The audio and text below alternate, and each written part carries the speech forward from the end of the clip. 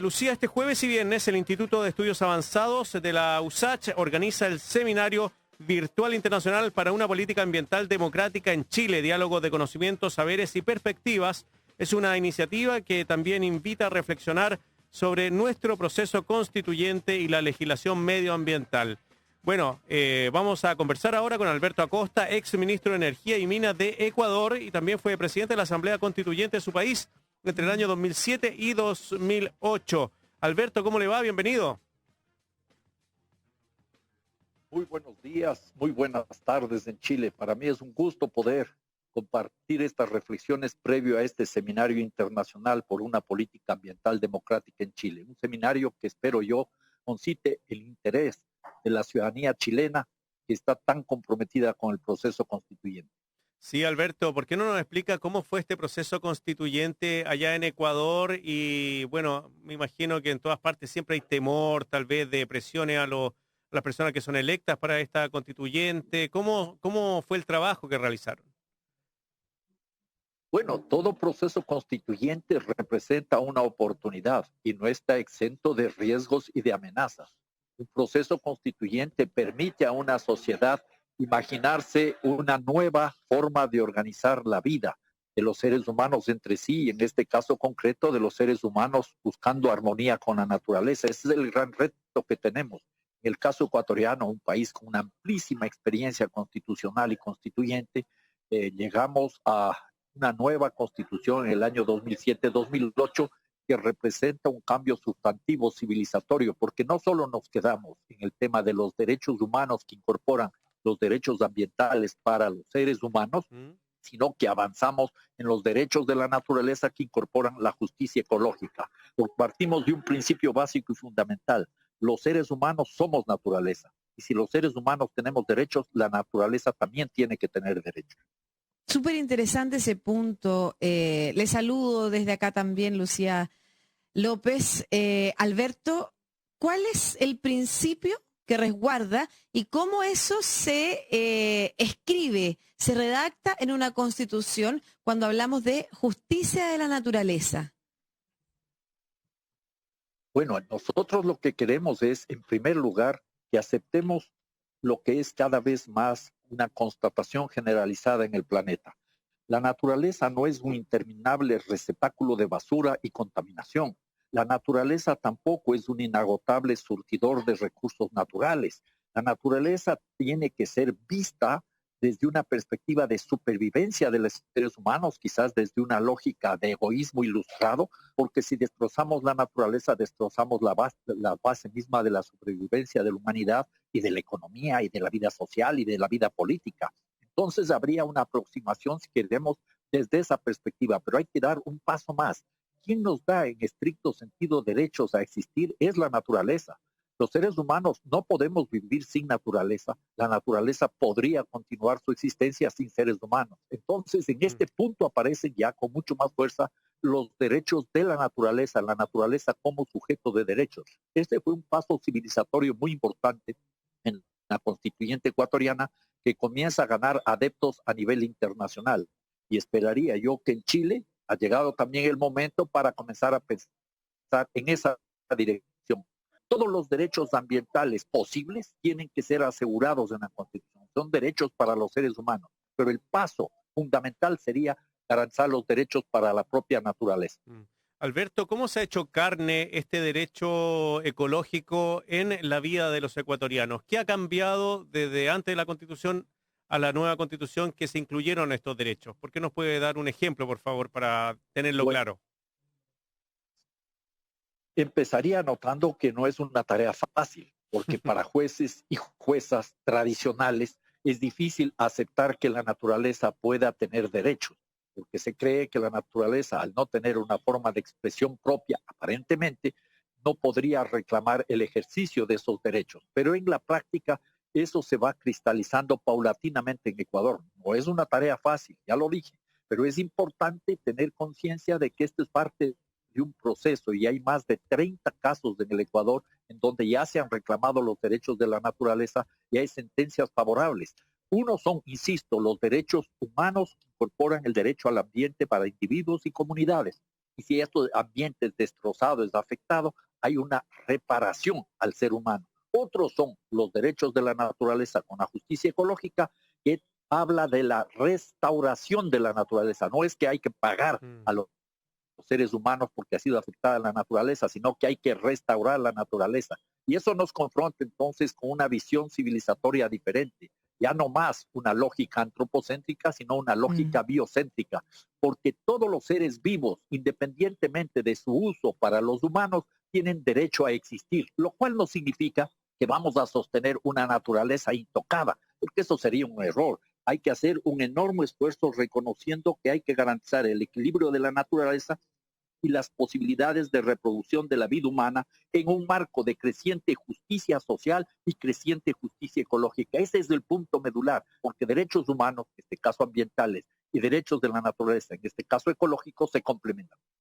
Profundizando esa pregunta, hay que decir que la Constitución de Ecuador está siendo observada con mucha atención también por investigadores o investigadoras europeas, por ejemplo, que tenían una historia constitucional que no incorporaba estos principios que tienen que ver, por ejemplo, con el cuidado o con el reconocimiento de los derechos de la naturaleza, pero al mismo tiempo, Alberto, la posibilidad de distanciarse ya una década desde que usted fue presidente de la Asamblea Constituyente, nos podría servir también para estar alerta respecto de nuestro propio proceso y saber qué cosas quizás faltaron efectivamente poner en esa Constitución, quizás no en términos de principios y derechos garantizables o reconocidos, sino que en términos, por ejemplo, de mandatos a los organismos de la institucionalidad del Estado, que luego debían hacerse cargo quizás de darle esta bajada a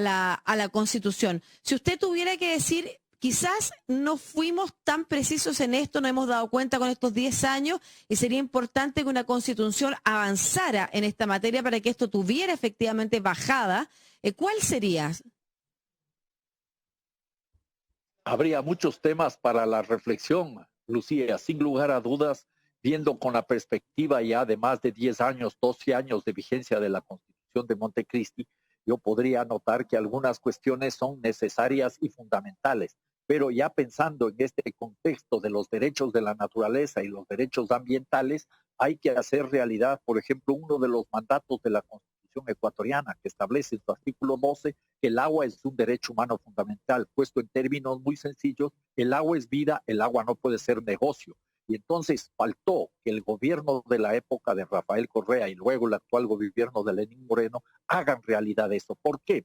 Porque la ciudadanía no se terminó por apropiar de lo que significa la Constitución y recién en los últimos años, desde grupos comunitarios indígenas y campesinos particularmente y también en las ciudades, se comienza a exigir el cumplimiento de la Constitución. Y por eso, por ejemplo, en la ciudad de Cuenca, la tercera ciudad más importante de Ecuador, el día 7 de febrero, en una consulta popular, más del 80% de la población se pronunció a favor del agua, en contra de la minería.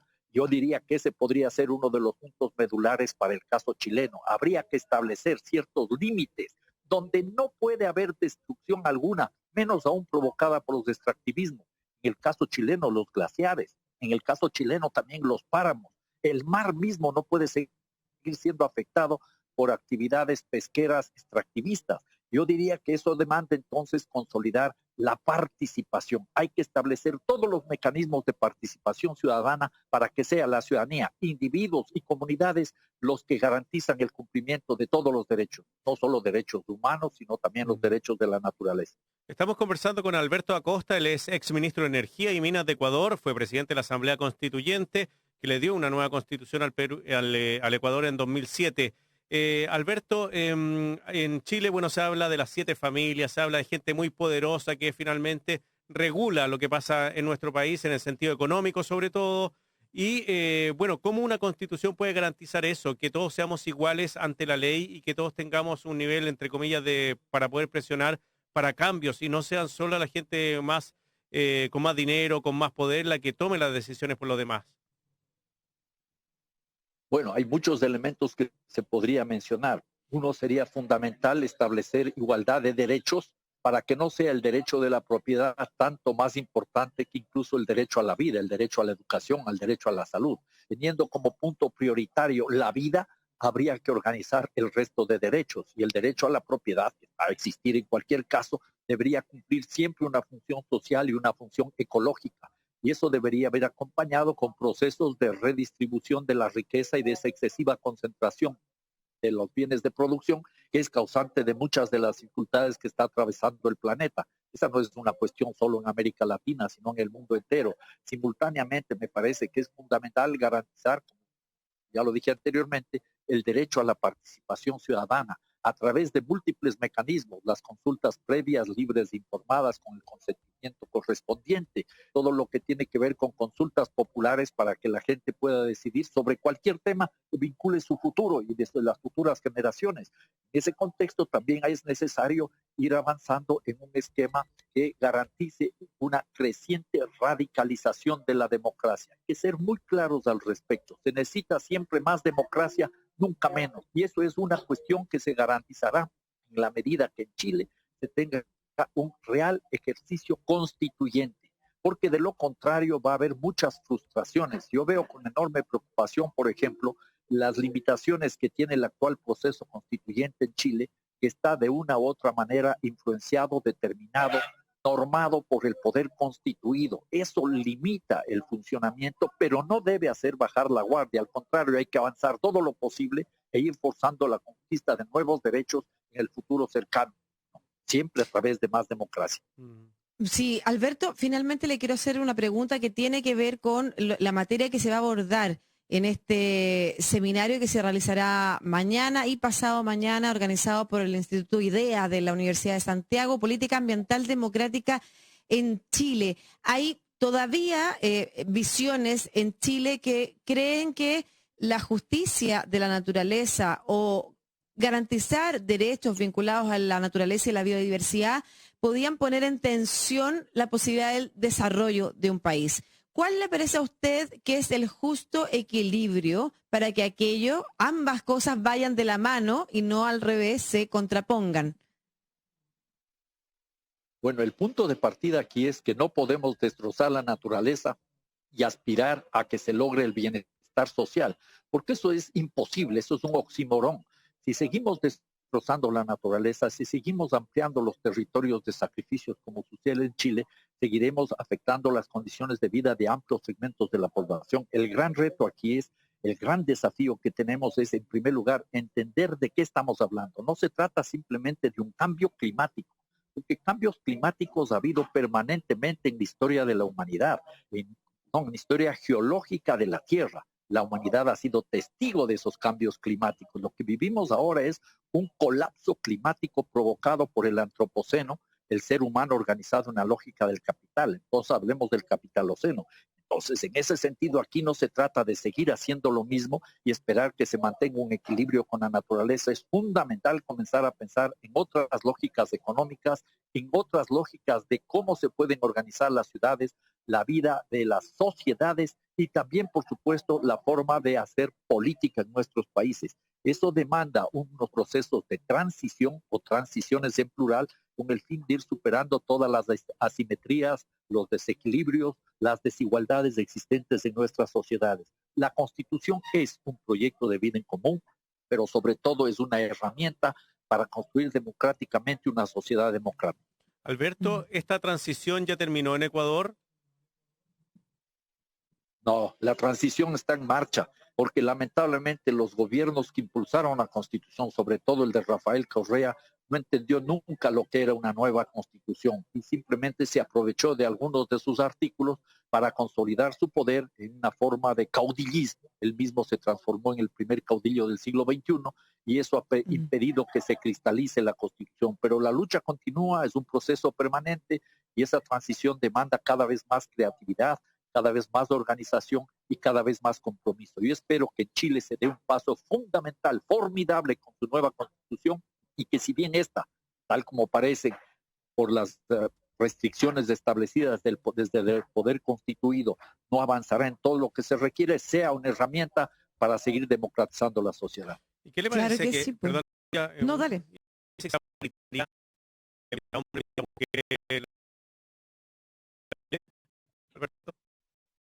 Esos son bases fundamentales. Eso yo aplaudo. Yo aplaudo que sea paritaria. Nosotros avanzamos bastante en el caso ecuatoriano, pero no llegamos a esa paridad. Mientras más no solo de nuestros países, sino creo que ha llegado el momento de las liderar el planeta. Sí, muchas gracias por esa conversación, de incentivar la participación y de la necesaria participación ciudadana para que los procesos sean exitosos. Lucía, si me permites, por favor. Si me permites terminar una cosa, la ciudadanía tiene que entender que no es simplemente de elegir a los nuevos y a las asambleístas constituyentes, son únicos en este caso. Es la primera vez que va a haber un proceso constituyente de esta naturaleza, sino que hay que asumir el papel de constituyente. Cada ciudadano, cada ciudadana de Chile es un asambleísta constituyente y debe participar de una u otra manera en estas discusiones y en estos debates. Los constituyentes, las constituyentes no pueden asumirse como personajes iluminados a los que se les encarga la tarea de resolver los problemas. Mientras mayor participación exista, mejores serán los resultados. Y eso lo digo también desde la experiencia ecuatoriana. Nosotros abrimos la puerta a la ciudadanía y ciudadanizamos el proceso constituyente en un país que tiene una larga, penosa historia de constituciones y de constituyentes. Ese fue un mecanismo para avanzar mucho, no todo lo que quizás me habría gustado a mí, pero sí en términos históricos haber transformado la constitución ecuatoriana en una herramienta con capacidad de transformación civilizatoria que es asumida así incluso fuera de nuestras fronteras. Claro que sí, comparto plenamente su opinión. Yo también, como estudiante de posgrado en la Universidad de Santiago de Comunicación Pública, sé lo fundamental que es para el proceso que la ciudadanía participe y se sienta parte de él, y para eso estaba contándole a todos nuestros auditores y auditoras que hoy iniciamos nuestra escuela constituyente. En el último bloque de este capítulo estaremos conversando en un primer capítulo sobre todos los procesos electorales que se nos vienen, qué significan y cómo podemos participar. Y por supuesto dejar la invitación para este seminario que se realizará mañana y pasado mañana, jueves y viernes, organizado por el Instituto IDEA de la Universidad de Santiago. Seminario para una política ambiental democrática en Chile, en el que participarán, además de usted, Alicia Valero de España, Guillermo Castro de Panamá, Alejandra Donoso, la ecóloga chilena Sara Larraín y Antonio Elizalde también desde nuestro país. Alberto Acosta, ex ministro de Energía y Minas de Ecuador, también presidente de la Asamblea Constituyente de su país, realizada entre los años 2007 y 2008. Muchas gracias por esta conversación. Sí, Alberto, muchas gracias. Muchas gracias a ustedes. Un abrazo fraterno desde los Andes ecuatoriales.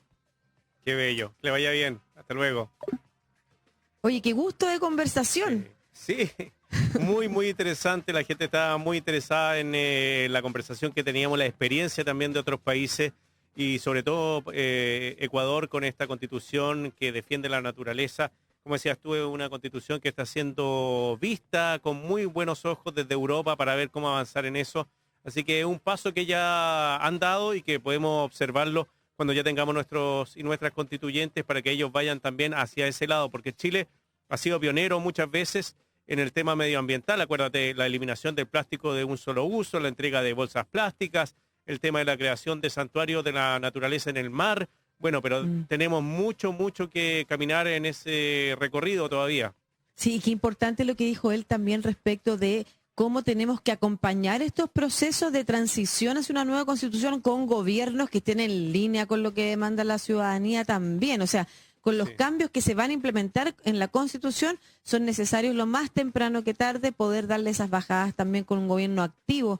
Así es que es fundamental la participación ciudadana crítica también del proceso y, por supuesto, informarse, no solamente con nosotros, que estamos a disposición, sino que también a través de todas las instituciones de la Universidad de Santiago. Entonces, entre a www.ideausach.cl, esa es la página web del Instituto IDEA, y pueden encontrar ahí información de cómo participar e inscribirse en este seminario que se realizará jueves y viernes.